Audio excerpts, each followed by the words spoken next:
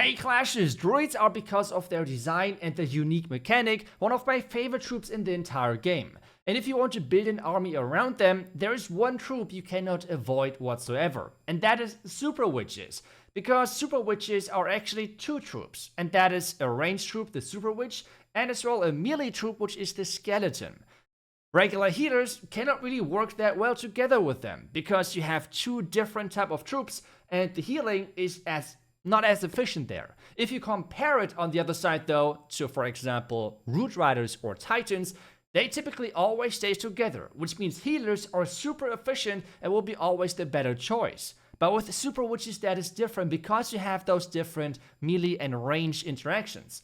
But with the Druid healing, of having this healing ball bouncing between the different troops, you can make up for that, because you will be able to heal the ranged Super Witch and at the same time as well the melee troops, because the healing ball can bounce between those two different type of troops.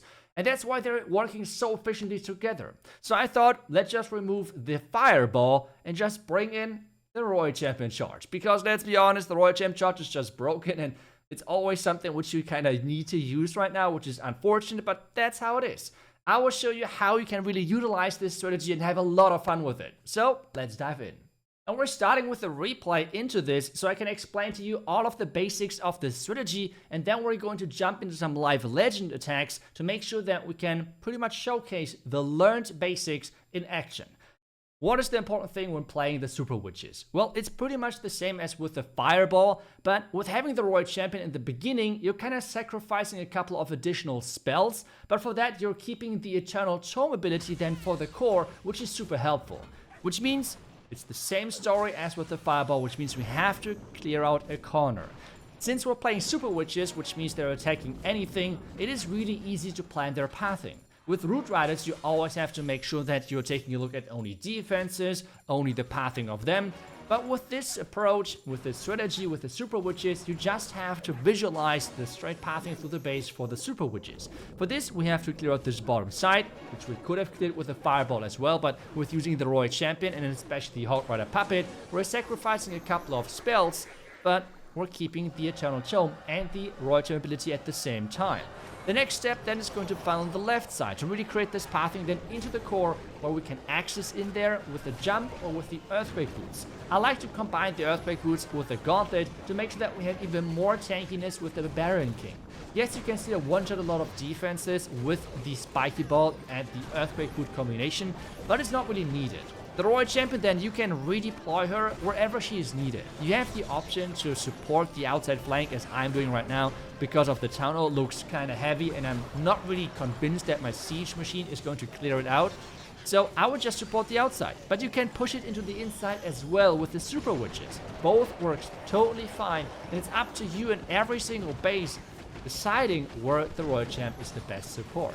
As well for the core, make sure that as soon as we have too much damage with the Warden ability and block everything, we have the King Gauntlet tanking everything. And now the important thing with the Druids, and where people are saying that they are weak and they don't feel as strong anymore. The reason here is, with the nerf like half a year ago, their healing time is not as long anymore. Which means you need to make sure that you're really like staggering them in like groups of 2 to 3, depending on how much damage your Super Witches are encountering.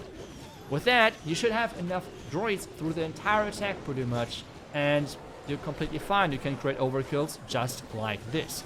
So I think now we should jump into Legends, exactly use what we have learned with this attack, creating pathing with the Royal Champion, not overcommitting over there. It's only for the pathing of the Super Witches. Then with the Super Witches through the base, where the Queen, the Siege Barracks can funnel, and the Royal Champion can support where support is needed.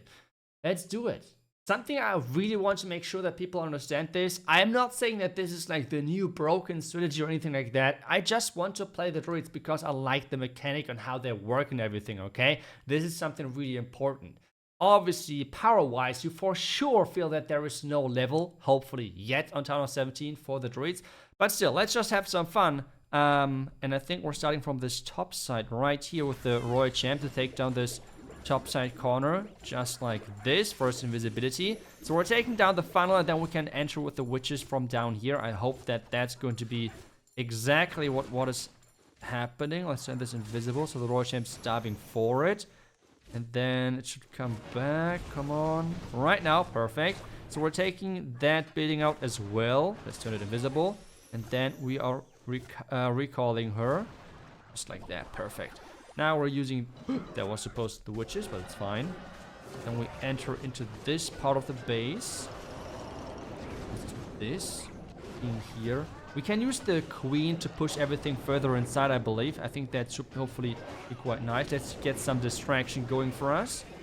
And then from, I think this side, I think that should be good for us with the Archer Queen, with the giant arrows to take down the defense. Now the question is, King... no, I would just jump here. I think the jump placement is perfect for us. Now some druids. I think 3 of them might be good. Let's raise things up now. Royal Champion on the outside to support everything there. King ability, that was a little late, but hey, better late than never, I guess. And now we have to really power through. Maybe I should have used the... let's use one... did I use one witch? That would be really not optimal, but hey. Got this. Let's use this freeze here. Not the freeze, but what's the Royal Champion ability? I'm sorry. Now 2 more druids. Let's use that invis here. Town Hall is going down. That's amazing. And like wall break in here. It's not looking too bad. I think we ooh, that freeze. Come on. No, the freeze is not dropping. Okay, now there's the freeze. That's nice. The war stays alive. That's good. Come on, come on. And we make this work. We save like 2 druids.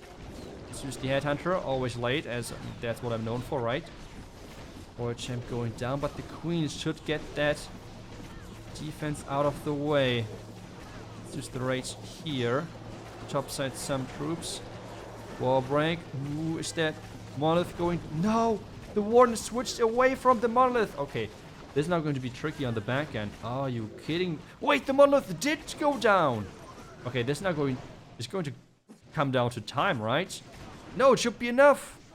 It should be enough. The queen should be able... if she's not going for a wall, because she can reach that bitter hut, if she's not going to go for a wall, we should get that 3-star. It's close. As I said, it's not the craziest army power-wise. I just want to use the troop. I just love... really? This is how we're doing this now? Okay, perfect. I mean, we're still getting it, but... oh boy, that was... well, I mean... okay, we got this. That's the main job, and it's really tricky. It's not easy whatsoever to really get the timings right on the droids, because if you're not getting the timings right and you like overcommit early with the droids, you have seen already, like then you're really missing the healing on the back end. This is like the big downside, obviously, of them, of the troop itself.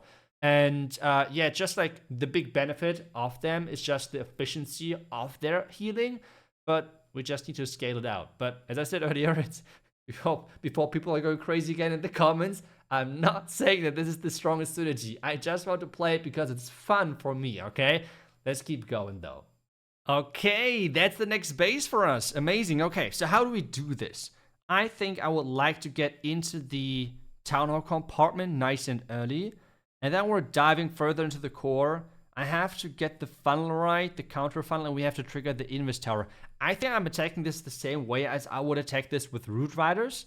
And let's just see if the power is going to be enough on the back end, because this is obviously the dangerous part then. But let's just get it done. Royal Champion first. We wanted to clear out this pathing on the far left side. So just like this, turn that invisible. Perfect. Come on, Fox. Yes, perfect, nice. So, as soon as this expo is gone, we can recall already. Like, this is already more than enough for us. Next step for us is the Archer Queen on this far right side to get a really fancy giant arrow towards that Town Hall. Nice. Now the wall break. Baby Dragon here. Siege Barracks. And we can use a skeleton spell to support it a little bit. And 1 wizard just here. Perfect. Now, the next step is going to be to have this, the freeze, warden, wall breaker, witches, headhunter, 1 droid for now. And now we're seeing how this is going to unfold. Ability that's set it really early, but it's okay, I think. Just the wall break for the back end. 1 more droid. And then the Royal Champion in a second as well. I don't want to use her just yet. The queen is not going to go down. Yeah, she survives a little bit, even though she will go down eventually. Now the Royal Champion is back. Wait, where's the witch? Okay, she's going to the outside quickly. That's okay. Let's use the jump here. Warden ability. Did we cover the... no, wait. The Phoenix is now taking all of Black Mines. That's actually not too bad. Oh, we can use the Druids. Let's use 3 of them for the core. I think that's good timing-wise. Is the scatter... Oh, that scatter would be amazing if that would go down, but it's unfortunately not. Do we have now enough power on the back end? That's the question. Let's add 1 more Druid right now. Then we hope that the power is going to be enough for us. Let's just rage it up again. Reinforced with 2 Druids. Royal Champion. Let's rage this. Come on, come on. Healing. Keep the witch alive. No. But we keep now the Warden with the Hogs alive so we can do the cleanup. We still have 2 more invis, so we can kind of play like a back and Royal Champion charge with the Rage Aura of that Warden in the Druids. Gave us a nice little bit of healing.